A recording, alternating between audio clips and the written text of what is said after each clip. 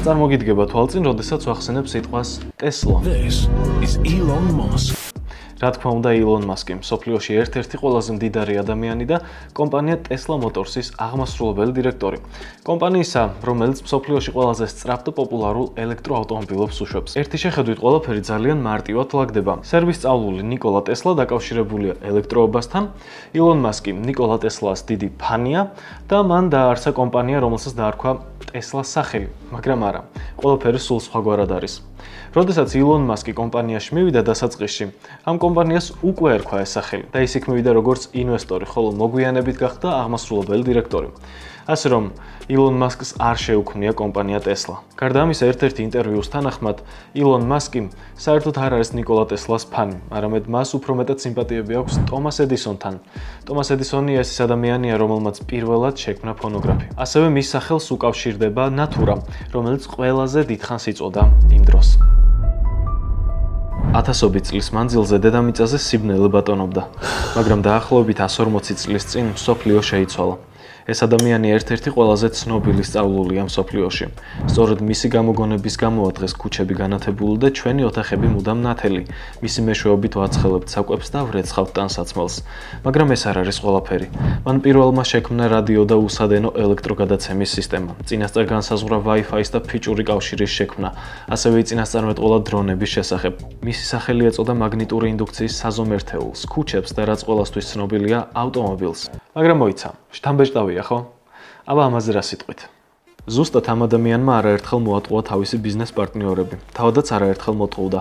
ის საკუთარ თავს დენს ურტყამდა, იტანჯებოდა უცნაური ფობიებით, ღამეში 2 საათი ეძინა, ეგონა რომ ელაპარაკებოდა უცხო პლანეტელებს, არასდროს ჰქონია რომანტიკული ურთიერთობა და სიღარიბეში მოკვდა. მას ჰქონდა გეგმა მთელი მსოფლიოსთვის მიეწოდებინა უფასო ელექტროენერგია. აკეთებდა რამდენიმე გასაიდუმლოებულ პროექტს და ამტკიცებდა, რომ ხედავდა სულებს. ეს დახასიათება მხოლოდ ერთ ადამიანს ერგება, რომელსაც ჩვენს პლანეტაზე უცხოვრია. და ეს ადამიანია ნიკოლა ტესლა. დღევანდელ ვიდეოში თქვენ ნახავთ, რატომ გახდა ნიკოლა ტესლა მსოფლიოში ყველაზე ცნობილი მეცნიერი, რატომ მიივიწყა მისი სახელი ყველა მთელი ნახევარი საუკუნე და როგორ გაიხსენეს მოულოდნელად სიკვდილის შემდეგ და აქციეს ყველაზე ცნობილ სწავლულად. ვინ იყო სინამდვილეში ნიკოლა ტესლა? რატომ წაიღო ყველა საბუთი FBI-მ მისი სიკვდილის შემდეგ? და ბოლოს, რატომ ფიქრობს ყველა, რომ მხოლოდ ტესლას შეეძლო დედამიწაზე ნამდვილი 64-ის აშენება, თუმცა მას ამის უფლება არ მისცეს? დღეს ძალიან ბევრი ამტკიცებს, რომ ზუსტად ტომას ედისონია დამნაშავე იმაში, რომ ნიკოლა ტესლა მარტოობაში და სიღარიბეში მოკვდა და რომ მან ვერ შეძლო დაესრულებინა თავისი ექსპერიმენტები. საინტერესოა, რომელ ექსპერიმენტებზეა საუბარი. ექსპერიმენტები ელექტროენერგიაზე, ვიბრაციები, ზეადამიანური ინტელექტი და ასე შემდეგ. საინტერესოა, რომ FBI-მ ტესლას გარდაცვალების შემდეგ ყველა საბუთი და მისი ჩანაწერი წაიღო. დღეს ტესლა არის არაერთი შეთქმულების თეორიის მთავარი გმირი. მის სახეს და სახელს არაერთ მიმში, მაისურზე თუ ფილმებში ნახავთ. სინამდვილეში თუ როგორი იყო მისი ცხოვრება, ეს ძალიან ცოტა ადამიანმა იცის. 26 წლის ნიკოლა ტესლა მუშაობას იწყებს ტომას ედისონის ელექტროტექნიკის კომპანიაში, ჯერ პარიზში, ხოლო 1884 წელს ამერიკის შეერთებულ შტატებში გადასვლის შემდეგ ნიუ-იორკში. იმ დროს ტომას ედისონის საქმიანობა იმაზე პოპულარული იყო, ვიდრე დღეს შეიძლება იუთუბერობა. რატომ? ელექტრონათურების დამზადება, ქუჩების და სახლების განათება, სინათლე საძინებლებში. აი სწორედ ამ საქმეს აკეთებდა ამ კომპანიაში ის. მაშინ ახალგაზრდა ტესლა რიგითი ინჟინერი იყო, რომელზეც ვერავინ იტყოდა, რომ რაიმე განსაკუთრებულ კარიერას მოიწყობდა. არა იმიტომ, რომ ის არ იყო ნიჭიერი. უბრალოდ როგორც მაშინ ხალხი ახასიათებდა, ზედმეტად მეოცნებე იყო. მსოფლიოს შეცვლა უნდოდა და ამბობდა, რომ ამის უნარიც ჰქონდა. 1884 წელს ის თხოვს ნათესავებს ფულს და ამერიკის შეერთებულ შტატებში, ნიუ-იორკში მიემგზავრება. ის ტყუილად არ ირჩევს ამ ქალაქს საცხოვრებლად. იქ ცხოვრობს და მოღვაწეობს მისი კუმირი, ტომას ედისონი. დღეს უმრავლესობისთვის ტომას ედისონი ცნობილია როგორც ნატურის გამომგონებელი, უпростоრად ეგრეთ წოდებული სპირალიანი ნატურის გამომგონებელი. მაგრამ რეალურად ტომას ედისონმა არ შექმნა პირველმა ნატურა. მან უბრალოდ გაუმჯობესა ის. მან შექმნა ნატურა, რომელიც უფრო დიდხანს ენთო. ტომას ედისონის სახელი და გვარი მე-19 საუკუნეში ყველასთვის იყო ცნობილი. ეს იგივეა, რომ ილონ მასკის ცნობადობა გავზარდოთ დაახლოებით 10 ჯერ. იმ დროს გარდა ნატურისა ტომას ედისონმა შექმნა ხმის ჩამწერი. ფონოგრაფი. წარმოიდგინეთ, ადამიანებმა შეძლოს პირველად საკუთარი ხმა ჩაეწერათ, ხოლო შემდგომში მისთვის მოესმინათ. ესეც ინოვაციური გამოგონება იყო. ალბათ უკვე ხვდებით თუ რატომ იყო ეს კაცი ყველასთვის ცნობილი იმ დროს და რატომ წერდა ყველა გაზეთი ტომას ედისონზე. ტომას ედისონთან ურთიერთობა და მასთან მუშაობა ყველა ახალი დამწყები ახალგაზრდა ინჟინერის ოცნება, მათ შორის ნიკოლა ტესლას ოცნებაც. ტესლა დარწმუნებულია, რომ ტომას ედისონი არის ერთადერთი ადამიანი, ვინც მის გაგებას შეძლებს, რადგანაც ტესლას იდეები რევოლუციურია. ის ეხება ცვლად დენს. 1880-იან წლებში ცვლადი დენი ნაკლებად შესწავლილი რამ იყო. ხალხს წარმოდგენა არ ჰქონდა თუ როგორ შეიძლებოდა ცვლადი დენი გამოეყენებინათ პრაქტიკაში. თუმცა ნიკოლა ტესლა დარწმუნებული იყო, რომ სწორედ ცვლადი დენი იყო ის, რასაც შეეძლო მსოფლიოს შეცვლა და სპოილერი, შეცვალა კიდეც. მაგრამ ნიუ-იორკში გადასულ ნიკოლა ტესლას არავინ უჯერებს. არავის სურს გაიაზროს ის, რომ ცვლად დენს რაიმე სასარგებლოს გაკეთება შეუძლია ადამიანისთვის. მათ შორის არც ტომას ედისონს ჯერა ნიკოლა ტესლას, თუმცა ეს საკითხი უკვე დიდი ხანია აფიქრებს, მაგრამ მას წარმოდგენა არ აქვს რა მოუხერხოს ცვლად დენს. ტომას ედისონისთვის მხოლოდ და მხოლოდ ცნობილი არის მუდმივი დენი. სწორედ მუდმივ დენზე მუშაობს მისი ნათურებიც. ალბათ ახლა გაგიჩნდა კითხვა. დიდი ხანია ჩავრთე ვიდეო და ეს ბიჭი ჯერ ტომას ედისონზე საუბრობს. სად არის ნიკოლა ტესლა? სად არის მისტიკა? სად არის უცხო პლანეტელებთან საუბარი? იქამდეც მივალთ. უბრალოდ ამ ვიდეოში ყველა დეტალი ერთმანეთზე არის გადაბმული და აუცილებელია რომ შენ თავიდან ბოლომდე უყურო მას. ნიკოლა ტესლას და ტომას ედისონის აზრები ამ საკითხზე რადიკალურად განსხვავებულია. იმდენად განსხვავებული, რომ მათი აზრთა სხვადასხვაობა ისტორიაში შევიდა სახელით, როგორც ელექტროენერგიის ომი. ამ ეგრეთ წოდებული ომის დროს არაერთი ცხოველი მოკვდება და ტესლა და თავისი კუმირი ერთმანეთის დაუძინებელი მტრები გახდებიან. თუმცა სწორედ ამ კონფლიქტის შედეგად შეიცვლება მთელი მსოფლიო სამუდამოდ. შეგვიძლია ამ კონფლიქტს უბრალოდ დენის ომი უწოდოთ. ნიკოლა ტესლას ცხოვრებაში ეს ერთ-ერთი ყველაზე მთავარი ეტაპია, რადგან სწორედ ამ დენის ომის შემდეგ ჩაიწერება მისი სახელი მსოფლიო ისტორიაში ძალიან დიდი ასოებით. კონფლიქტი იწყება 1870-იანი წლების მიწურულს. ტესლა სწავლობდა ავსტრიის გრაცის ტექნიკურ უნივერსიტეტში. ამ პერიოდში ტესლა გამოირჩეოდა არა მხოლოდ შესანიშნავი აკადემიური შედეგებით, არამედ საოცარი მეხსიერებითა და აზროვნების სისწრაფით. იგი ღრმა ინტერესით სწავლობდა ელექტროობას და მექანიკურ ინჟინერიას. იგი იყო უკიდურესად აკურატული და გატაცებული სიმეტრიით. ხშირად ითვლიდა ნაბიჯებს ან კონკრეტულ საგნებს ისე აწყობდა, რომ ისინი სიმეტრიულად გამოჩენილიყო. ის ხშირად ითვლიდა თავის ლუკმებს და ყოველთვის ცდილობდა წესრიგი შეენარჩუნებინა. ამ ყველაფერს დღეს ჩვენს ენაზე ობსესურ კომპულსური აშლილობა ჰქვია. ამასთან ერთად უწევდა ნიკოლა ტესლას ცხოვრება. ერთხელ ტესლას ფიზიკის მასწავლებელი, პროფესიით ინჟინერი, ერთ-ერთ ლექციაზე სტუდენტებს მუდმივი დენის ელექტროძრავის პრინციპს აჩვენებდა. ამ ტიპის ძრავა იყენებდა კომუტატორს, როტორის მოძრაობის გასაგრძელებლად. ეს არის მოწყობილობა, რომელიც ელექტრული დენის მიმართულებას ცვლის. კომუტატორი უზრუნველყოფდა, რომ ძრავას მუდმივად ერთი მიმართულებით ებრუნა. ლექციის დროს მასწავლებელმა აღნიშნა, რომ კომუტატორი იყო ერთადერთი აუცილებელი მოწყობილობა ამ ოპერაციისთვის, რადგან მის გარეშე ძრავა ვერ იმუშავებდა. ტესლამ, რომელსაც ფიზიკის და ელექტროტექნიკის ღრმა ცოდნა ჰქონდა, ლექციის დროს დაუფიქრებლად წამოაყენა კითხვა: რატომ არ შეიძლება ძრავა მუშაობდეს კომუტატორის გარეშე, პირდაპირ ცვლადი დენით? ეს კითხვა იმდროინდელი მეცნიერებისა და ტექნოლოგიისთვის სრულიად რევოლუციური იყო. ცვლადი დენის გამოყენება ჯერ არ იყო ფართოდ შემუშავებული და მისი პრინციპი ჯერ კიდევ გაუგებარი რჩებოდა ინჟინრების უმეტესობისთვის. ტესლას მასწავლებელი სკეპტიკურად შეხვდა მის იდეას და უპასუხა, რომ ეს შეუძლებელი იყო, რადგან კომუტატორის გარეშე დენი ვერ უზრუნველყოფდა ძრავის მუდმივ ბრუნვას. მასწავლებელმა ტესლას ირონიით მიმართა, რომ მის იდეას მოწყობილობის მთელი პრინციპის დარღვევა სჭირდებოდა. შემდეგ მასწავლებელმა დემონსტრაციულად აჩვენა მაგალითი ყველა მოსწავლეს, რომ ნიკოლა ცდებოდა. მან ძრავი ჯერ კომუტატორით ჩართო, რომელიც ბრუნავდა, ხოლო შემდეგ მის გარეშე და ძრავი აღარ ბრუნავდა. ამ დროს მას წარმოდგენაც არ ჰქონდა, რომ რამდენიმე წელიწადში ტესლა სრულ რევოლუციას მოახდენდა. მიუხედავად ამ სკეპტიციზმისა, ტესლამ ვერ მიიღო პასუხი, რომელიც მისი ინტუიციისთვის დამაკმაყოფილებელი იქნებოდა. მან დაიწყო ცვლადი დენის სისტემის იდეაზე სიღრმისეული ფიქრი. მას სწამდა, რომ კომუტატორი, რომელსაც ის აღწერდა, იყო ზედმეტი და ცვლადი დენით შესაძლებელი იქნებოდა უფრო მარტივი და ეფექტური მოწყობილობის შექმნა. მოკლედ, ახლა დადგა ის დრო, რომ ავხსნათ რა არის ცვლადი დენი და რა არის მუდმივი დენი. ფიზიკურად ამის გარეშე ვიდეოს გაგრძელებას აზრი არ აქვს, რადგან ყველაფერი სწორედ ამაზე არის აკინძული. დამიჯერეთ ამ ყველაფერს ძალიან მარტივად გაიგებთ, რადგანაც მე, ადამიანს, რომელსაც ფიზიკის მხოლოდ სკოლის დონის ცოდნა აქვს, გავიგე და თქვენ ძალიან მარტივად გაიგებთ. თუმცა დარწმუნებული ვარ, თქვენ შორის არიან ისეთი ადამიანები, რომლებმაც ეს საკითხი ბევრად უკეთიციან ვიდრე მე. მოკლედ, მუდმივი დენი. წარმოიდგინეთ, რომ ჩვენ გვაქვს პატარა ძრავი. ამ ძრავმა უნდა იტრიალოს. აქ გვაქვს ელემენტი. ეს ელემენტი. მხატვარი არ ვარ. დენი ამ შემთხვევაში მოძრაობს ასე. ბატარეიდან გამოდის ელექტრონები აქეთ მიმართულებით, ისრის მიმართულებით, რომელიც კვლავ მიდის აქეთ, საქმეს აკეთებს შიგნით, გამოდის და ისევ აქ მოდის. ეს წრე ხდება მუდმივად ერთი მიმართულებით, ანუ ელექტრონები მოძრაობენ მუდმივად ერთი მიმართულებით. არ უხვევენ არსად, აი წარმოიდგინეთ მაგალითად წყალი მილში, რომელიც მხოლოდ ერთი მიმართულებით მიდის და არ უხვევს არსად. ეს არის მუდმივი დენი, ანუ როდესაც ერთი მიმართულებით მიდის ელექტრონები ყოველთვის და არსად არაფერს არ აკეთებენ. მაგრამ რადიკალურად განსხვავებული რამ ხდება ცვლადი დენის შემთხვევაში. ცვლადი დენისთვის მაგალითი რომ მოვიყვანოთ, გვჭირდება მაგალითად უნდა ავანთოთ ნატურა. ნატურიდან გამოდის ასევე კვლავ ორი სადენი. აქ გვაქვს ჩამრთველი ჩვეულებრივი კედლებზე რაც არის ხოლმე ჩვენთან. იმისათვის რომ ავანთოთ ჩვენ ეს ნატურა, უნდა დავაწვეთ ჩამრთველს. ჩამრთველზე ხელის დაჭერის შემდეგ ხდება ასეთი რაღაცა. ელექტრონები ამ შემთხვევაში მოძრაობენ როგორც მუდმივი დენის შემთხვევაში იყო არა ერთი მიმართულებით, არამედ ხან წინ, ხან უკან, ხან ისევ წინ, ხან უკან და ეს ხდება შეუჩერებლად. მუდმივად ეს პროცესი არის ძალიან სწრაფი და მუდმივი.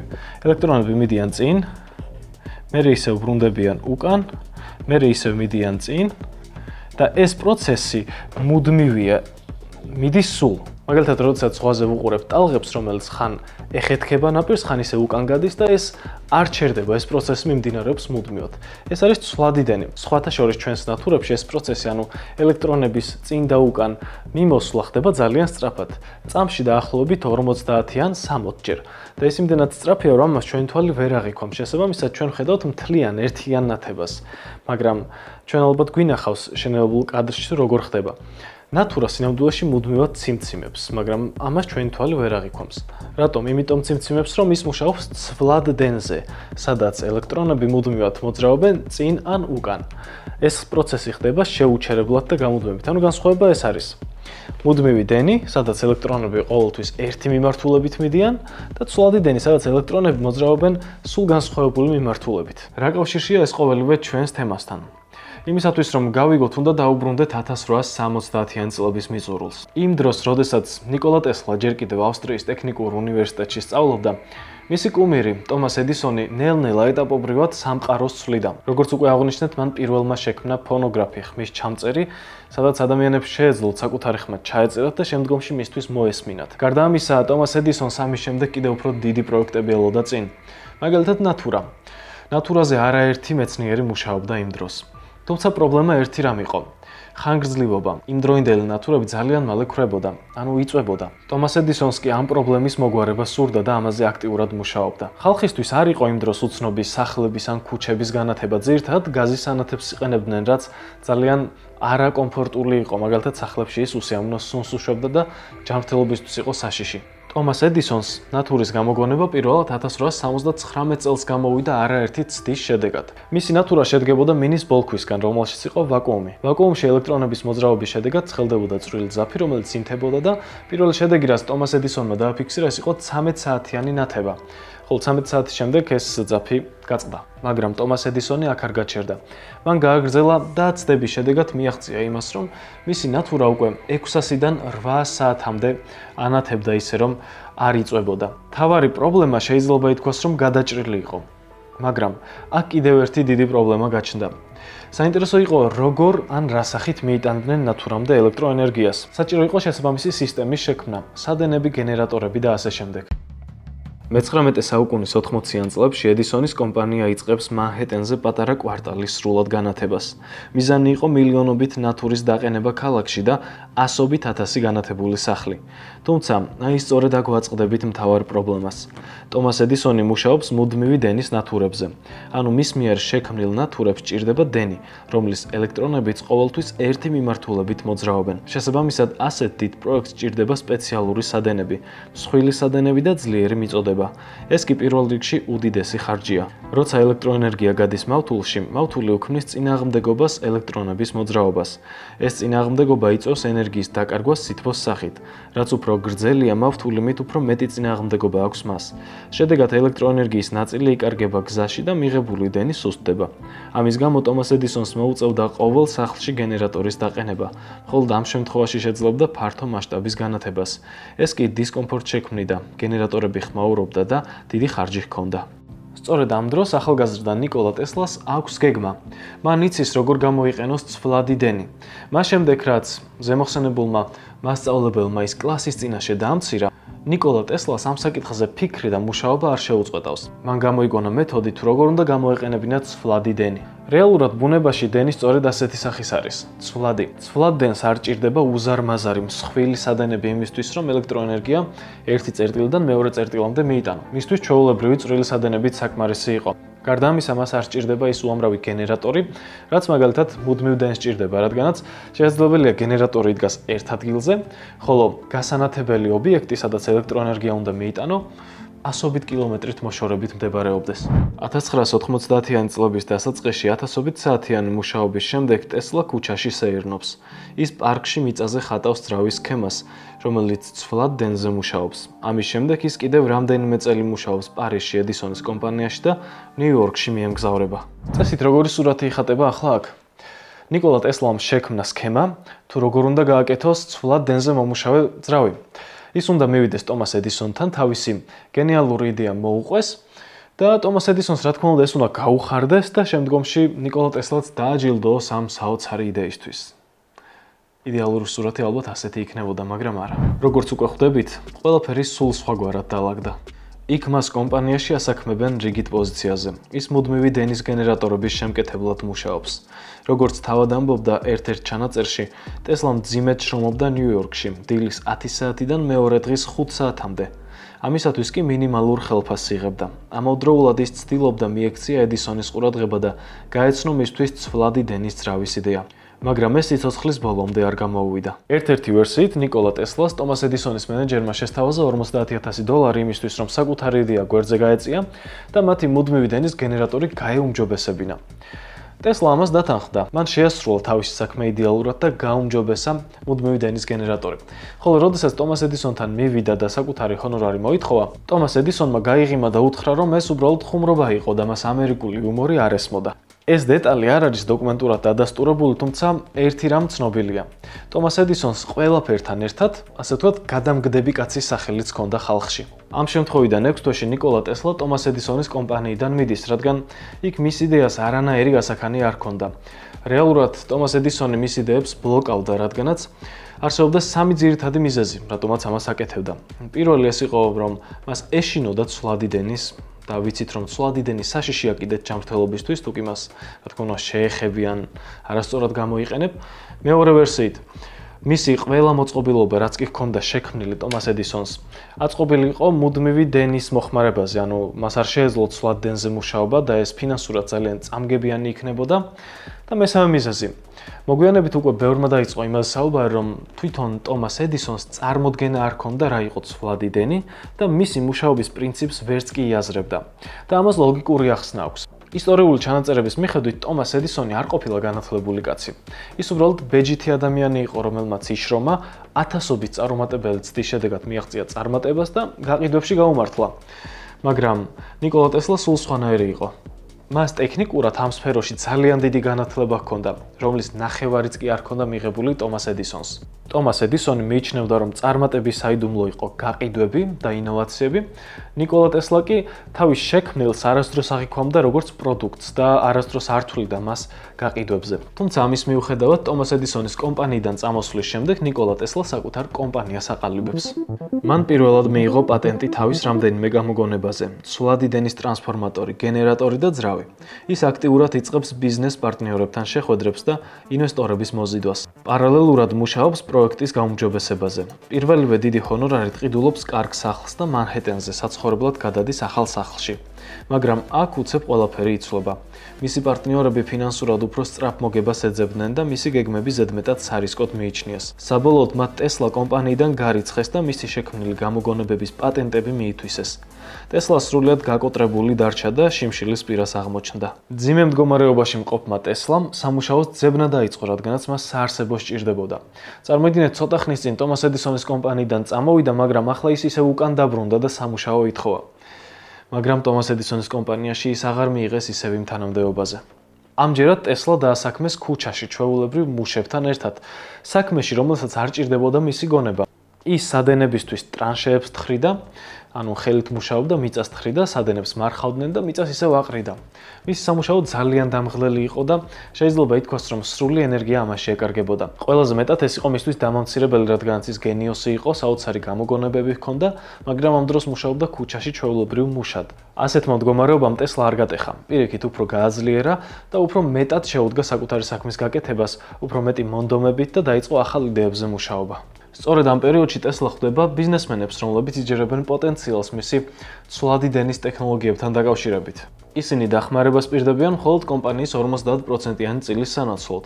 პოტენციურად, თუ კი ეს პროექტი გაამართლებს, ბიზნესმენებიც მილიონებს იშოვიან. შესაბამისად, Tesla საქმეც კარგად წავა. ცოტა ხანში Tesla ხვდება George Westinghouse. Westinghouse იყო წარმატებული ბიზნესმენი, რომელსაც უკვე ჰქონდა კომპანია, რომელიც ამზადებდა სხვადასხვა ელექტროობასთან დაკავშირებულ დეტალს. განსაკუთრებით ეს კომპანია ორიენტირებული იყო მატარებლების ნაწილებზე. Westinghouse დიდი ხნის განმავლობაში ცდილობდა კონკურენცია გაეწია Thomas Edison-ისთვის, მაგრამ ეს არანაირად არ უხერხდებოდა.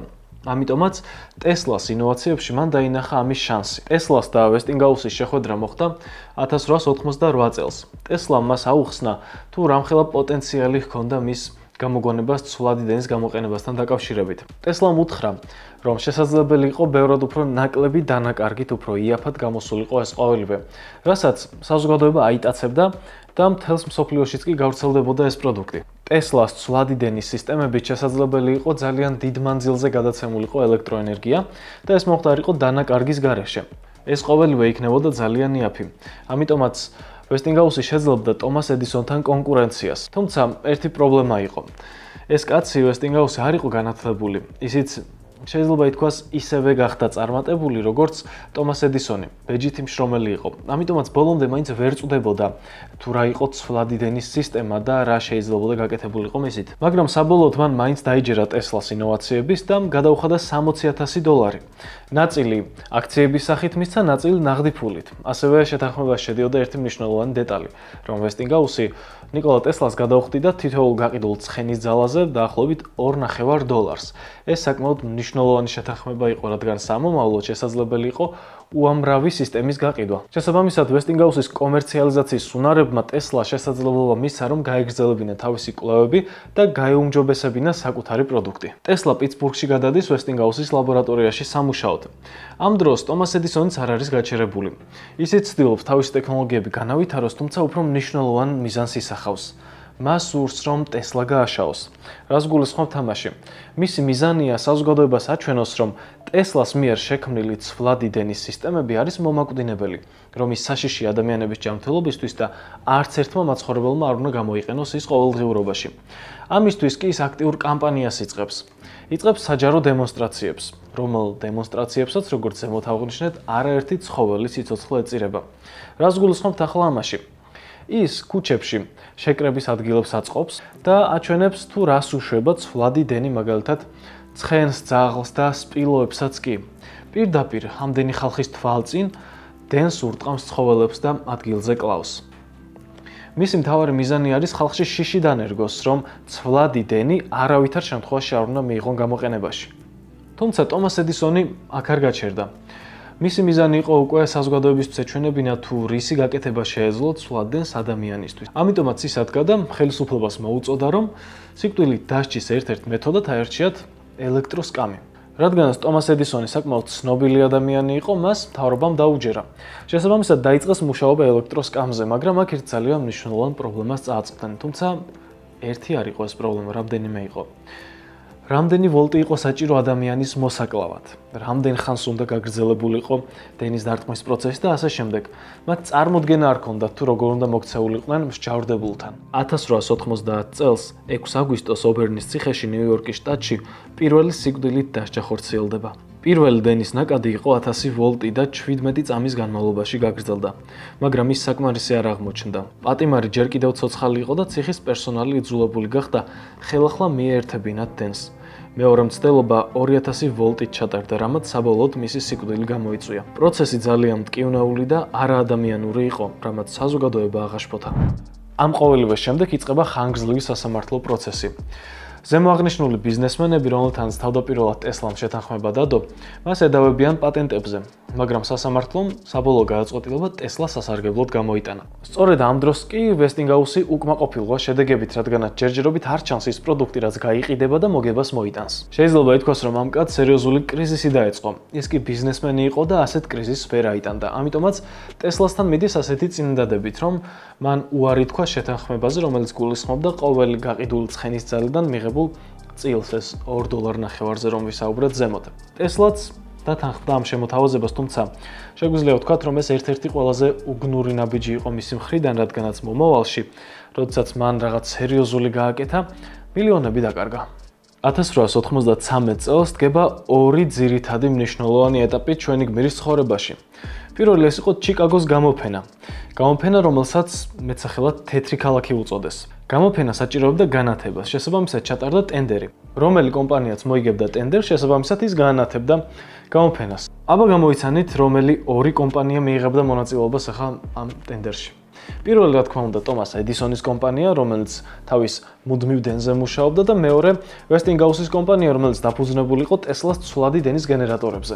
საბედნიეროდ, ტენდერი მოიგო ტესლას და ვესტინგაუსის კომპანიამ, რადგანაც ტესლას გენერატორებმა გაანათა უზარმაზარი ტერიტორია. შესაბამისად, ეს იყო მთელი მსოფლიოსთვის პირველი შემთხვევა, როდესაც ცვლადი დენი გამოიყენეს ამგვარად. ჩიკაგოს მსოფლიო გამოფენაზე ცვლადი დენის სისტემის ტრიუმფის შემდეგ 1893 წელს ნიაგარას ჩანჩქერის ჰიდროელექტროსადგურის მშენებლობა გახდა ტესლასა და ვესტინგაუსის კომპანიის შემდეგი დიდი გამარჯვება. ნიაგარას ჩანჩქერის ელექტროენერგიის გამოყენების იდეა ახალი არ იყო. ჩანჩქერის უზარმაზარი ძალა მრავალი ინჟინერისთვის შთაგონების წყარო გახდა. მე-19 საუკუნის ბოლოს გადაწყდა, რომ იქ ჰიდროელექტროსადგური უნდა აშენებულიყო, რომელიც ენერგიას მიაწვდიდა არა მხოლოდ ადგილობრივ ტერიტორიებს, არამედ შორეულ ქალაქებსაც. პროექტზე მუშაობისთვის შეიქმნა კომიტეტი, რომელიც საუკეთესოდ მიიჩნევდა ტენდერის გამარჯვებულს. კონკურსში მონაწილეობდნენ რამდენიმე ცნობილი ინჟინერი და კომპანია, მათ შორის ედისონის მუდმივი დენის სისტემა და ტესლასა და ვესტინგაუსის ცვლადი დენის სისტემა. მათი სისტემა შესაძლებელს ხდიდა ელექტროენერგია დიდ მანძილზე გადაცემულიყო, რაც აუცილებელი იყო ნიაგარას ჩანჩქერიდან ბუფალოში, 32 კილომეტრის მოშორებით მდებარე ქალაქში ენერგიის გასაგზავნად. 1895 წელს ნიაგარას ჰიდროელექტროსადგურის მშენებლობა დაიწყო. ტესლას მიერ დაპროექტებული ცვლადი დენის გენერატორები ჩანჩქერის უზარმაზარ ენერგიას ელექტროენერგიად გარდაქმნიდა. 1896 წელს სადგურმა ოფიციალურად დაიწყო მუშაობა და წარმატებით მიაწოდა ენერგია ბუფალოს ქალაქს. 1890-იანი წლების მიწურულს ამ დიდი გამარჯვების შემდეგ ტესლამ საკმაოდ დიდი ქონება იშოვა. ის გადავიდა უფრო უკეთეს სახლში. ცხოვრობდა მდიდრულ ბინაში, გახდა შტატების ყველაზე მაღალი ფენის საზოგადოების ნაწილი. დადიოდა ძვირადღირებულ რესტორნებში, დადიოდა ყველაზე ძვირადღირებულ წვეულებებზე და კარგადაც ერთობოდა, შეიძლება ვთქვათ. ტესლა ყველასთვის საყვარელი მოსაუბრე იყო. მან იცოდა რამდენიმე ენა, იცოდა ძალიან ბევრი საინტერესო ისტორია და ადამიანებს ყოველთვის უხსნიდა თავისი ინოვაციების შესახებ. საზოგადოება კი მას ყოველთვის ინტერესით უსმენდა. განსაკუთრებულ ინტერესს მის მიმართ ავლენდნენ მანდილოსნები. დაოჯახებულებიც კი. მაგრამ საინტერესო დეტალი. ტესლას არასდროს მთელი სიცოცხლის განმავლობაში არ გამოუჩენია ყურადღება ქალების მიმართ. ჩნდება კითხვა, რატომ? იმ დროსაც კი ბევრმა ტესლას დააბრალა, რომ ის იყო გეი. მაგრამ მოგვიანებით უკვე თანამედროვე დროშიც კი დამტკიცდა, რომ ის გეი არ ყოფილა. უბრალოდ მას არ აინტერესებდა ქალები. რატომ? ტესლამ თავის ინტერვიუში აღნიშნა, რომ მისთვის მთავარი იყო საკუთარი მიზნები და საკუთარი ინოვაციები. ხოლო ქალებთან ურთიერთობა მას ყურადღებას გადაატანებდა მთავარი მიზნიდან, ამიტომაც ის მთელი გონებით მაქსიმალურად მიმართული იყო საკუთარი მიზნებისკენ. გარდა ამისა, რთული იყო მამაკაცისთვის, რომელსაც ობსესიურ-კომპულსური აშლილობა აქვს, ქონოდა ურთიერთობა ქალებთან, რადგანაც მას ჩვენს ენაზე, რა ვთქვათ, ბევრი წიკი ჰქონდა. ტესლა გამუდმებით ხელებს იბანდა. რამდენიმე წუთში ერთხელ. თუ კი სადმე მტვრის პატარა ნაწილაკს დაინახავდა, ყოველთვის დეტალურად წმენდა. ასევე ეზღებოდა თმაზე შეხებაც. სასწაული ალერგია ჰქონდა სხვის თმაზე. ტესლა განსაკუთრებულად იყო გატაცებული რიცხვებით, განსაკუთრებით კი რიცხვით 3 და მის მრავალჯერადობით 6 და 9. ეს გატაცება მისი ცხოვრების ყოველდღიური ჩვევებისა და აზროვნების ნაწილი იყო და სავარაუდოდ უკავშირდებოდა მის ობსესურ კომპულსურ აშლილობას. ტესლას რწმენა, რომ რიცხვები 3, 6 და 9 იყო სამყაროს გასაღები, ეფუძნებოდა მის ინტუიციასა და მათემატიკური წესრიგის ძიებას. მისი შეხედულებებით, ეს რიცხვები შეიცავდა ფუნდამენტურ კოსმიურ პრინციპებს და ასახავდა ბუნების ჰარმონიას. ტესლა თითქმის ყველა მოქმედებას 3-ჯერ აკეთებდა. მაგალითად, სანამ ოთახში შევიდოდა, შეიძლება 3-ჯერ შემოევლო შენობის გარშემო. ტესლას ამ ჩვევების შემდეგ იჩნდება სურვილი, რომ უბრალოდ ჩაეძიო მის ბავშვობას. იქნებ რამე მოხდა მის ბავშვობაში ისეთი, რამაც მისი ეს აშლილობა გამოიწვია. თქვენ წარმოიდგინეთ, რომ მის ბავშვობაში რეალურად მოხდა რაღაც მძიმე, რამაც საბოლოოდ მის მთელ ცხოვრებაზე იქონია გავლენა. ნიკოლა ტესლა დაიბადა 1856 წლის 10 ივლისს მილანში, რომელიც იმ დროს ავსტრიის იმპერიის ნაწილში მდებარეობდა და დღევანდელი ხორვატია. ის იყო სერბი მღვდლის მილუტინ ტესლას და გაბრიელა ტესლას შვილი. მისი მამა, რომელიც მართლმადიდებელი ეკლესიის მღვდელი იყო, წიგნებისა და ფილოსოფიის მოყვარული გახლდათ და ხშირად წაახალისებდა ნიკოლას განათლებისკენ. დედამისი მიუხედავად იმისა, რომ ფორმალური განათლება არ ჰქონდა მიღებული, ძალიან ნიჭიერი ქალი იყო და საკუთარი უნარებით შთაბეჭდილებას ახდენდა ოჯახის წევრებზე. სწორედ დედისგან მიიღო ნიკოლამ ინოვაციებისადმი სიყვარული და საოცარი მეხსიერების უნარი. ტესლას ბავშვობა სავსე იყო მეცნიერებისადმი ცნობის მოყვარეობით. ბავშვობიდანვე გამოირჩეოდა ცოცხალი წარმოსახვით და ტექნიკური მოწყობილობების შექმნის სურვილით. პატარა ასაკში ის ხშირად იგონებდა სათამაშოებს და მცირე ზომის მოწყობილობებს. ასევე უყვარდა ბუნების მოვლენების შესწავლა, განსაკუთრებით კი ელვა, რომელიც ბავშვობიდანვე შთააგონებდა მას და როგორც მოგვიანებით თქვა, სწორედ იმ დროს გაუჩნდა ოცნება, რომ ელექტროენერგიის ფენომენი უკეთ გაეგო. ტესლას ოჯახი ცხოვრობდა სოფლის მახლობლად და მიუხედავად ფინანსური შეზღუდვებისა, ნიკოლა ყოველთვის მიისწრაფოდა ცოდნის გაღრმავებისკენ, რაც საფუძვლად დაედო მის მომავალ დიდ გამოგონებებს. ნიკოლა ტესლას ბავშვობის ერთ-ერთი ყველაზე რთული მომენტი აღმოჩნდა მისი უფროსი ძმის, დანიეს გარდაცვალება. დანიე საკმაოდ ნიჭიერი ბავშვი იყო ოჯახში და ყველა მას უწინასწარმეტყველებდა დიდებულ მომავალს. შეიძლება ითქვას, რომ ტესლამ თავისი ძმის ჩრდილშიც კი ცხოვრობდა, რადგანაც ყოველთვის დანიეს აქებდნენ და ყველაზე ნიჭიერ ბავშვად ითვლებოდა ოჯახში. დანია გარდაიცვალა უბედური შემთხვევის შედეგად, ის ცხენიდან გადმოვარდა და მას ხერხი მალე დაუზიანდა. ნიკოლასთვის ძალიან დიდი დარტყმა იყო საკუთარი უფროსი ძმის გარდაცვალება, რადგან ძმა მისთვის კუმირივით იყო და ძალიან ბევრ რამეს სწავლობდა უფროსი ძმისგან. არსებობს ცნობებიც, რომ ნიკოლა ტესლა საკუთარ თავს ადანაშაულებდა ამ შემთხვევაში, თუმცა იქ დეტალურად რა მოხდა არავინ იცის. ამ ტრაგედიამ არა მხოლოდ ნიკოლაზე მოახდინა გავლენა, არამედ ზოგადად მთლიან ოჯახზე. ოჯახი ჩაკეტილი გახდა. ისინი ძირითადად განიცდიდნენ, ნერვიულობდნენ და მათ ოჯახში სიხარული აღარ იყო. ამ ყველაფერს დაემატა მომავალში უკვე დაავადებები, რაც ქვეყანაში იყო გავრცელებული. ოჯახს სურდა ნიკოლა მამის კვალს გაჰყოლოდა და ისიც სასულიერო პირი გამხდარიყო. თუმცა ერთმა მომენტმა გადაწყვიტა ყველაფერი ნიკოლას ცხოვრებაში. იმ დროს ქოლერა იყო გავრცელებული მსოფლიოში. ავადმყოფობა 1 წელზე მეტ ხანს გაგრძელდა. ტესლა მამამისს უთხრა, რომ მალე გამოჯამრთელდებოდა და სასწავლებლად წავიდოდა, ხოლო შემდეგ აუცილებლად წავიდოდა სასულიერო სკოლაშიც. ამის შემდეგ იწყება მისი სწავლის პროცესი და ამერიკაში გადასვლის ამბავი, რაც ზემოთ უკვე მოგახსენეთ. აქ შეიძლება ეს ვიდეო დავამთავროთ, მაგრამ არა. სწორედ ამ შემთხვევის შემდეგ, მისი დიდი წარმატების შემდეგ იწყება კიდევ უფრო საინტერესო ეტაპი მის ცხოვრებაში. სწორედ ის საინტერესო, რაზეც ჩვენ დასაწყისში ვისაუბრეთ. 1890-იანი წლების შუა პერიოდში ტესლა აქტიურადაა ჩაბმული ურთიერთობებში. მას მოსწონს წვეულებები და კარგად ერთობა. ეს შესაძლებლობას აძლევს წვეულებებზე შეხვდეს ყველაზე მდიდარ ადამიანებს, რომლებიც არიან ამერიკიდან და მთელი მსოფლიოდან. ასეთი ადამიანი იყო მაგალითად JP Morgan, ამერიკელი ფინანსისტი და ბანკირი. ტესლა ამ ბიზნესმენებთან შეხვედრაზე ძალიან შთამბეჭდავად აღწერს თავის იდეებს. ის უხსნიდა მათ ცვლადი დენის უპირატესობებს და რეალური დემონსტრაციებით უმტკიცებდა მათ, თუ როგორი ეფექტური იყო ეს ყოველივე.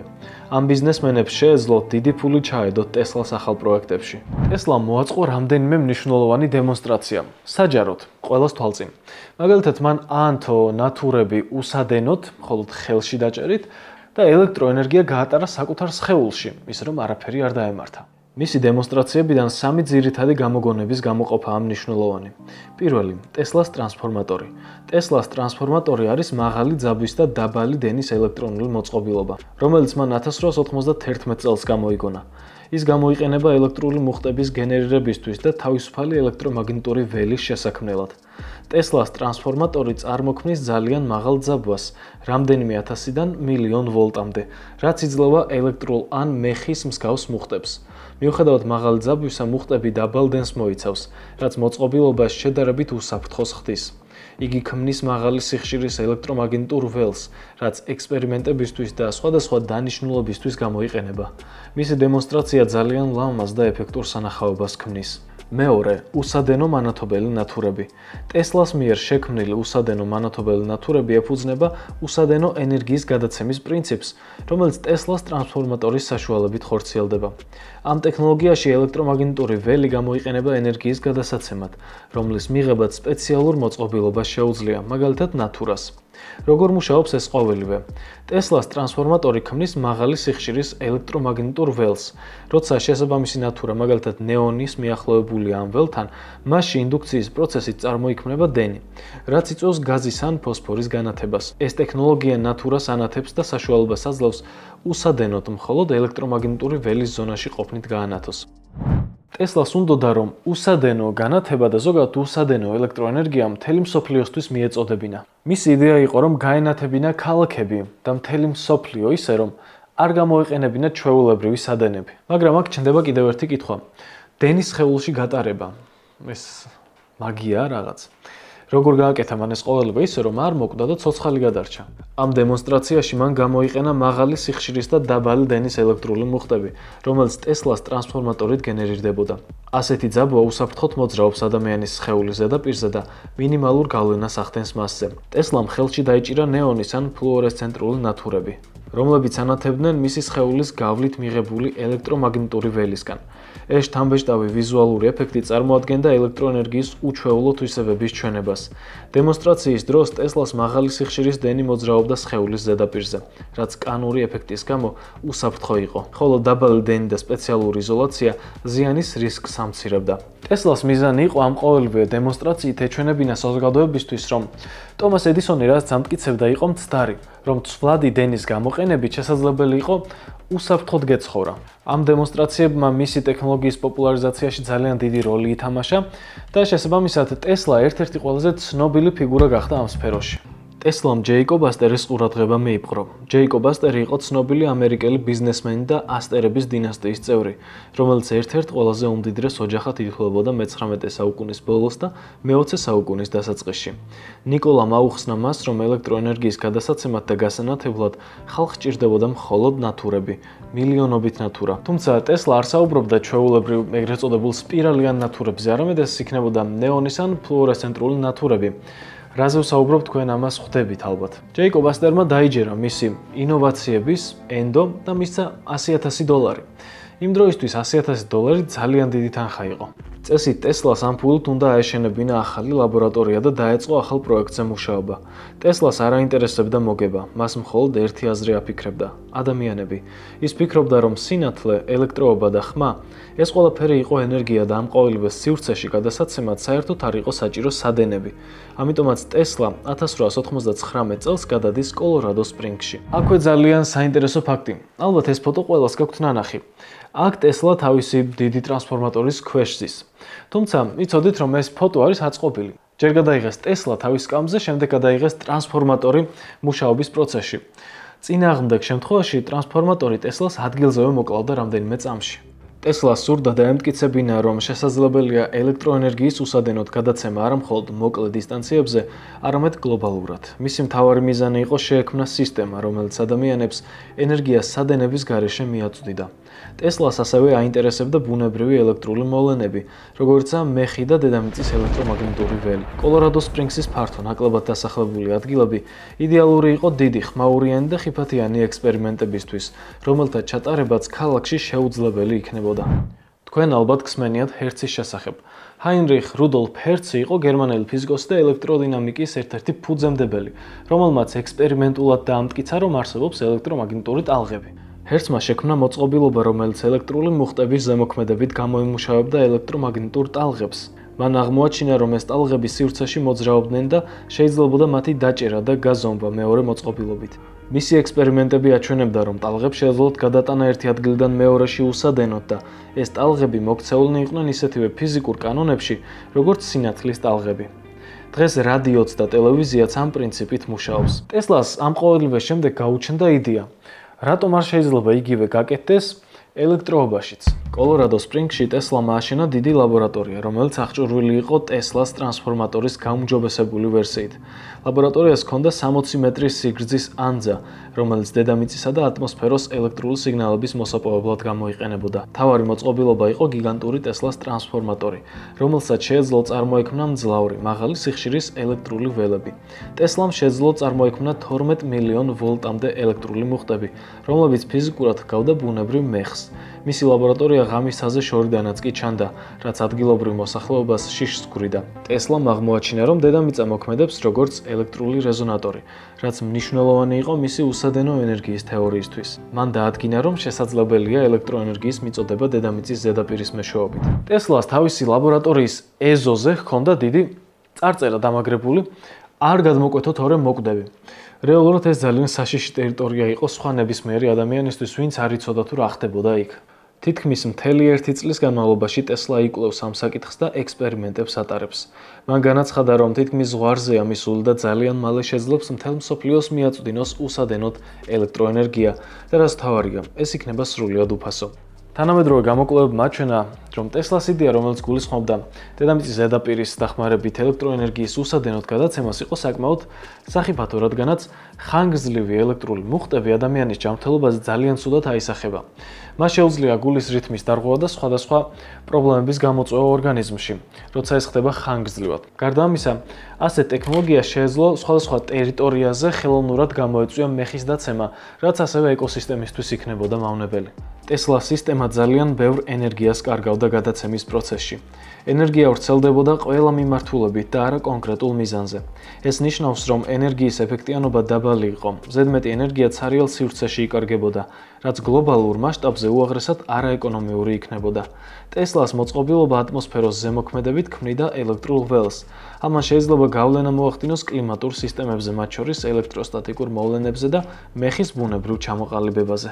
არც ისე წარმატებული ექსპერიმენტების შემდეგ კოლორადო სპრინგსში ტესლამ მიიღო შეტყობინებები, უცნაური შეტყობინებები. მოგვიანებით მან განაცხადა, რომ ეს შეტყობინებები იყო მარსიდან და უცხო პლანეტელებს მიაწერა ეს ყველაფერი. მიუხედავად იმისა, რომ ტესლას ეს მოსაზრება რა თქმა უნდა არ დადასტურდა მომავალში, ეს იყო პირველი ნაბიჯები კოსმოსური კომუნიკაციის კვლევისკენ. კოლორადო სპრინგსში მან არაერთი ექსპერიმენტი და ცდა ჩაატარა. საბოლოო ჯამში გამოვიდა ისე, რომ მან მიზანს თითქმის მიაღწია და არა ბოლომდე. ეს არ მოეწონათ იმ ბიზნესმენებს, რომლებმაც მის საქმეში დიდი ფული ჩადეს. გარდა ამისა, ამ ყოველივეს დაემატა ისიც, რომ ტესლამ ხმამაღლა განაცხადა საჯაროდ, რომ მიიღო შეტყობინება მარსიდან და ის რომ ამტკიცებდა უცხო პლანეტელების არსებობას. ამან ხალხში ძალიან ცუდი რეაქცია გამოიწვია. ხალხმა მაშინვე დაიწყო იმას საუბარი, რომ ეს სწავლული ზედმეტი სწავლისკენ უბრალოდ გაგიჟდა. თუმცა რეალურად ეს ნამდვილად არ ყოფილა უცხო პლანეტელების სიგნალები, არამედ ბუნებრივი სიგნალები იყო, რომელიც ტესლამ დაიჭირა. ტესლას მოწყობილობა იმდენად მგრძნობიარე იყო, რომ ჩვეულებრივ ბუნებრივ რადიო ტალღებს იღებდა სივრციდან, მაგალითად, მეხის გავარდნის შედეგად წარმოქმნილ ტალღებს.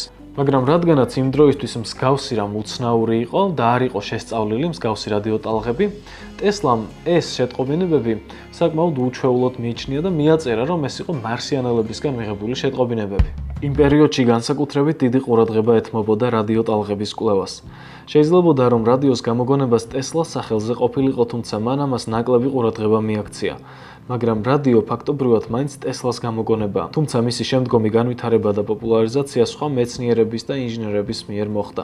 რადიო ტექნოლოგიის განვითარებაში მრავალი მკვლევარი იყო ჩართული, მაგრამ ნიკოლა ტესლას როლი ამ პროცესში უნიკალური და არსებითია. ტესლამ ჯერ კიდევ 1893 წელს ჩაატარა დემონსტრაცია, რომელშიც ის უსადენო კომუნიკაციის პრინციპებს ხსნიდა. მან აჩვენა გამოუჩვენა, როგორ შეიძლებოდა ელექტრომაგნიტური ტალღების გამოყენება ინფორმაციის გადასაცემად.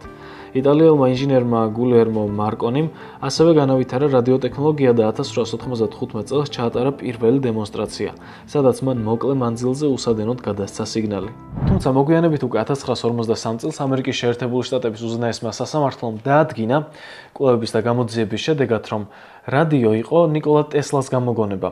უკვე ამ შემთხვევაში მარკონის ნაცვლად პატენტები გადაეცა ნიკოლა ტესლას, მაგრამ ამ დროს ტესლა უკვე დიდი ხნის გარდაცვლილი იყო.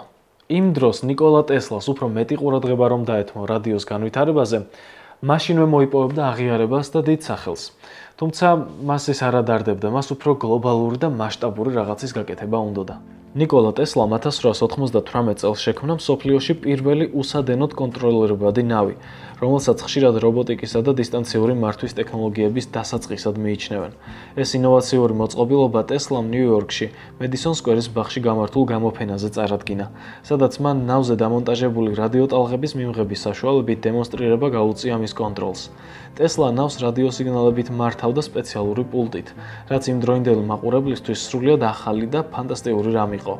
ნავის შიგნით დამონტაჟებული იყო პატარა ელექტროძრავა, ელემენტები და ელექტრული წრეები, რომლებიც ტესლას სიგნალებზე რეაგირებდნენ. ტესლას თქმით, ეს ტექნოლოგია შეიძლებოდა გამოყენებულიყო არა მხოლოდ ნავების, არამედ სხვა მოწყობილობების და მექანიზმების მართვისთვის.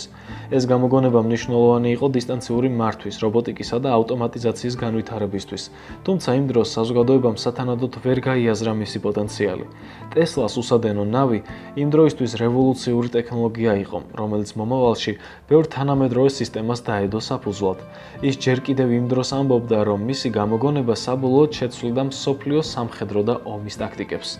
1900 წელი ტესლა საკმაოდ რთულ ვითარებაში აღმოჩნდა. ინვესტორები და ბიზნესმენები მას აღარ ენდობიან, რადგანაც უამრავი მცდელობის და ექსპერიმენტების შედეგად საბოლოოდ ვერ მიაღწია საკუთარ მიზანს, რომ ელექტროენერგია გადაეცა უსადენოდ, ერთი ქალაქიდან მეორეში ან უფრო მასშტაბურად. გარდა ამისა, ამ ყოველივეს დაემატა ზემოხსენებული მარსიანელებთან კონტაქტი. ამიტომაც ძალიან რთული იყო მოეძია ისეთი ინვესტორი, რომელიც მის პროექტში დიდ ფულს ჩადებდა. რეალურად ტესლას მასშტაბური წარმატება მხოლოდ იყო ზემოხსენებული მისი ცვლადი დენის გენერატორი, რომელიც გამოიყენა გამოფენის გასანათებლად და შემდგომში რომელიც უკვე ნიაგარას ჩანჩქერზე დაყენდა. მას შემდეგ მას ასეთი მასშტაბური წარმატებული პროექტი აღარ ქონია. პატარ-პატარა მცირედი აღმოჩენები ჰქონდა, თუმცა მასშტაბური დიდი არაფერი. მაგრამ ამჯერად შეიძლება ითქვას, საკმაოდ გამოცდილ ნიკოლა ტესლას ბიზნესმენებთან ურთიერთობაში აქვს ასეთი გეგმა, რომ ყოველი ღონე იხმაროს, რომ როგორღაც მოიძიოს ერთი ინვესტორი მაინც, რომელიც მის პროექტში საკმაოდ დიდ ფულს ჩადებს. ნიკოლა ტესლას ერთ-ერთი ყველაზე ამბიციური პროექტი იყო ვორდენკლიფის კოშკის შექმნა, რომლისთვისაც მან JP Morgan-ის ფინანსური მხარდაჭერა მოიპოვა. ტესლას მიზანი იყო ისეთი უსადენო ტექნოლოგიის განვითარება, რომელიც შესაძლებელს გახდიდა გლობალურ კომუნიკაციას და ენერგიის უსადენოდ გადაცემას. მან დაარწმუნა ბიზნესმენი, რომ ისეთ რამეს გაუკეთებდა, რაც ძალიან დიდ მოგებას მოუტანდა და თვით რადიო სისტემებსაც კი ჩაძირავდა გაყიდვებით. ის შეძლებდა შეტყობინებების, ხმოვანი სიგნალების და გამოსახულებების უსადენოდ გადაცემას მთელი მსოფლიოს მასშტაბით. მორგანი დაინტერესდა ამ იდეით და ტესლას $150,000 გამოუყო, რათა აეშენებინა კოშკი ნიუ-იორკის შტატში. ტესლამ დაიწყო ვორდენკლიფის კოშკის მშენებლობა. ეს იყო გიგანტური უზარმაზარი ანძა, რომელსაც გამოიყენებდა მოგვიანებით თავისი ინოვაციური ტექნოლოგიის განვითარებისთვის, რომ გადასცემდა სხვადასხვა შეტყობინებებს დედამიწის ერთი კუთხიდან მეორეში. თუმცა ამ დროს ტესლას საკმაოდ მზაკრული ჩანაფიქრი ჰქონდა. დაფინანსება მოიპოვა მორგანისგან, მაგრამ სინამდვილეში პარალელურად თავის თავდაპირველ გეგმაზე მუშაობდა, რომ ელექტროენერგია მიეწოდებინა უსადენოდ მთელი მსოფლიოსთვის. ხოლო ის, რაც მორგანს შეპირდა, მეორეხარისხოვანი იყო მისთვის. ამ მისი მზაკრული ჩანაფიქრის შესახებ მორგანმა გაიგო და გადაწყვიტა, რომ ტესლასთან მასაც გაეწყვიტა კავშირი, რადგანაც ტესლას გეგმები მის ბიზნეს გეგმებში არ ჭდებოდა. შესაბამისად, აქვე მეორე მხარეს იყო რადიოს გამომგონებელი, ზემოხსენებული მარკონი, რომლის ტექნოლოგიაც საკმაოდ ინოვაციური იყო, მსოფლიოს მოეწონა და შესაბამისად მორგანმა დაინახა, რომ მასში ფულის ჩადება უფრო მომგებიანი იქნებოდა მისთვის, როგორც ბიზნესმენისთვის, ამიტომაც მეორე მხარეს წავიდა. თან ამ დროს ხდება ასეთი რაღაც. რადიოს შემქმნელი მარკონი იღებს ნობელის პრემიას თავისი გამოგონებისთვის. რა თქმა უნდა, ბიზნესმენები მისკენ წავიდოდნენ. ვორდენკლიფის კოშკის პროექტი არასდროს დასრულებულა. ტესლა კიდევ უფრო მძიმე ვითარებაში აღმოჩნდა, ვიდრე იქამდე იყო. ერთადერთი ბიზნესმენი გამოჩნდა, რომელიც მას ენდო, მაგრამ ისე გამოვიდა, რომ ტესლამ მზაკრულად მოატყუა, რადგან დაუბრუნდა თავდაპირველ გეგმას. ხალხისთვის ის უკვე შეშლილი მეცნიერია, რომელიც ოცნებით ცხოვრობს. 60 წლის ასაკში ნიკოლა ტესლა მძიმე პერიოდს გადიოდა, როგორც მენტალურად, ისე პროფესიულად. მიუხედავად მისი წინა მიღწევებისა და გენიოსობის აღიარებისა, იმ დროისთვის ტესლას იდეები უკვე მოძველებულად ითვლებოდა და მისი მრავალი პროექტი, განსაკუთრებით ვორდენკლიფის კოშკი, ჩავარდა. ფინანსური სირთულეები, კრედიტორების ზეწოლა და საზოგადოების ინტერესის დაცემა მის მიმართ დამანგრეველად აისახა მის მენტალურ ჯანმრთელობაზე. ის უფრო მეტად გაუცხოებული გახდა საზოგადოებისგან. თავს მარტოდ გრძნობდა და ეჭვის თვალით უყურებდა იმ დროის წამყვან მეცნიერებს და ინოვატორებს, რომელთა იდეებს ის ხშირად აკრიტიკებდა. იმ პერიოდში ალბერტ აინშტაინი მოპოვებული პოპულარობის პიკზე იყო თავისი ფარდობითობის თეორიით, რომელიც ფუნდამენტურად ცვლიდა ფიზიკის აღქმას. ტესლა, რომელსაც ყოველთვის უნიკალური და არაორთოდოქსული შეხედულებები ჰქონდა მეცნიერებაზე, არ ეთანხმებოდა აინშტაინის ბევრ პრინციპს. იგი ფარდობითობის თეორიას ლამაზი მათემატიკური თეორიის იარლიხს აწერდა, თუმცა მიიჩნევდა, რომ ეს რეალობის საფუძველს ვერ აღწერდა. ტესლასთვის მეცნიერება ეფუძნებოდა კონკრეტულ ფიზიკურ პრინციპებს და ექსპერიმენტულ მტკიცებულებებს. მაშინ, როცა აინშტაინის იდეები უფრო აბსტრაქტულ და მათემატიკურ მოდელებზე იყო დაფუძნებული. მისი აზრით, აინშტაინის ფარდობითობა უმეტესწილად უაზრო იყო, რადგან ის ვერ ხსნიდა ენერგიის უსაზღვრო წყაროების საკითხს, რაც ტესლას მუშაობის მთავარი თემა იყო. ტესლა იმედგაცრუებული იყო იმით, რომ მეცნიერება აინშტაინის იდეებზე ფოკუსირდებოდა, მაშინ, როცა მისი საკუთარი იდეები და გამოგონებები უფრო დიდ პოტენციალს ფლობდა კაცობრიობისთვის. ამ დროს დეპრესიაში მყოფმა ტესლამ დაიწყო საკუთარი ურთიერთობის გაღრმავება მტრედებთან. დიახ, მტრედებთან ურთიერთობდა, ჩვეულებრივად ესაუბრებოდა, კვებავდა, ზრუნავდა მათზე, პოულობდა ქუჩებში დაშავებულ მტრედებს და სახლში მიჰყავდა. მას ერთი თეთრი მტრედიც კი შეუყვარდა და როგორც თავის ნაშრომებში აღწერდა ამ ყოველივეს, ისევე უყვარდა როგორც ქალი. თუმცა, როდესაც ეს მტრედი მოკვდა, ტესლას თქმით, მისი გარკვეული ნაწილიც მასთან ერთად მოკვდა. ამან უფრო მეტად გაამძაფრა მისი დეპრესია. თავის ნაშრომებში ტესლა საკმაოდ მხატვრული ენით აღწერდა ამ მტრედს. იმ დროს ტესლას უკვე იშვიათად, მაგრამ მაინც იხსენებდნენ, ზოგიერთ შოუში იწვევდნენ და რამდენიმე ინტერვიუც კი ჩაწერა. მაგრამ საბოლოოდ ტესლა ხალხის თვალში შეშლილი მეცნიერი იყო, რომელიც ცხოვრობდა სასტუმროს ნომერში, მარტო, მტრედებთან ერთად.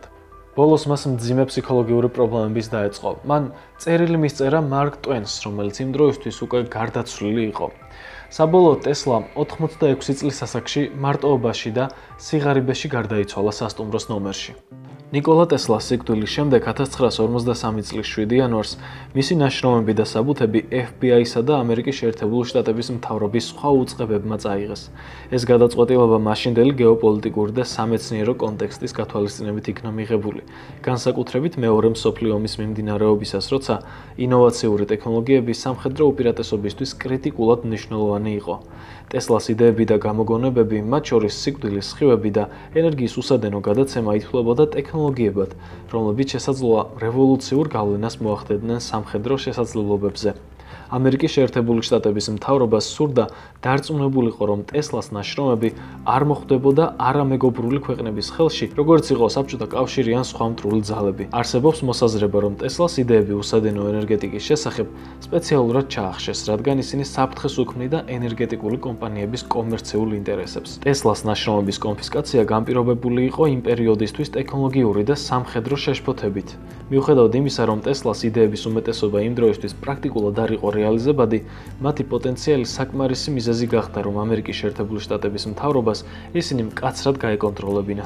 მას შემდეგ გავიდა მრავალი წელი და ტესლას სახელი კვლავ ამონათდა მსოფლიოში. ამ ყოველივეში ძალიან დიდი დამსახურება აქვს ილონ მასკს, რომელიც კომპანია Tesla Motors-ის აღმასრულებელი დირექტორია. კომპანიისა, რომელიც როგორც ზემოთ აღვნიშნეთ, აწარმოებს ყველაზე სწრაფ და ყველაზე პოპულარულ ელექტროავტომობილებს. სხვათა შორის, ამ ავტომობილების ძრავით ზუსტად ცვლად დენზე მუშაობს. ზუსტად იმაზე, რის გამოკვლევასაც ტესლამ მთელი თავისი ცხოვრება მიუძღვნა. დღეს ჩვენ შეგვიძლია გავაგზავნოთ შეტყობინება, ფოტო, ვიდეო და მუსიკა უსადენოდ. ამ ყოველივეს კი საფუძვლად ტესლას ტექნოლოგია უდევს. დღეს ჩვენ, მე და თქვენ, ცხოვრობთ სამყაროში, რომელიც ერთ დროს მხოლოდ და მხოლოდ ერთ ადამიანს ეკუთვნოდა. და ეს ადამიანი არის ნიკოლა ტესლა. გმადლობ, რომ თავიდან ბოლომდე უყურე ამ ვიდეოს. აუცილებლად დაალაიქე ეს ვიდეო და თუ კი არ გაქვს გამოწერილი, არხი გამოიწერე. წინ 300,000 გამოწერი გველოდება. ასე რომ, მე შემდეგ ვიდეომდე გემშვიდობებით და როგორც წინა ჯერზე დაგპირდით, შემდეგი ვიდეო იქნება ბევრად უფრო უკეთესი და საინტერესო. დროებით.